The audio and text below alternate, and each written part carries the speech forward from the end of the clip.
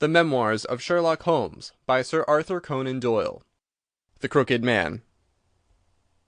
One summer night, a few months after my marriage, I was seated by my own hearth, smoking a last pipe and nodding over a novel, for my day's work had been an exhausting one.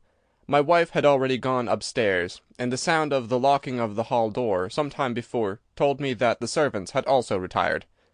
I had risen from my seat, and was knocking out the ashes of my pipe, when I suddenly heard the clang of the bell.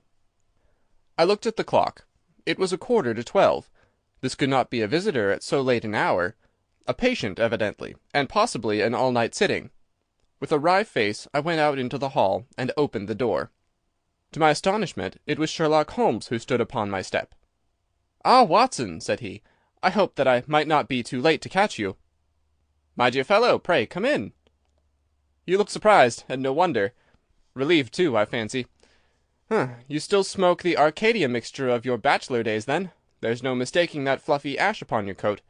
It's easy to tell that you have been accustomed to wear a uniform, Watson. You'll never pass as a pure-bred civilian as long as you keep that habit of carrying your handkerchief in your sleeve.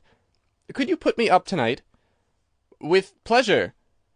"You told me that you had bachelor quarters for one, and I see that you have no gentleman visitor at present. Your hat-stand proclaims as much." "I shall be delighted if you will stay." "Thank you. I'll fill the vacant peg, then. Sorry to see that you've had the British workman in the house. He's a token of evil. Not the drains, I hope?"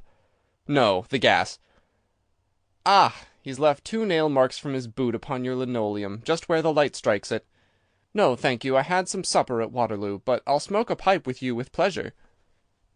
I handed him my pouch, and he seated himself opposite to me and smoked for some time in silence.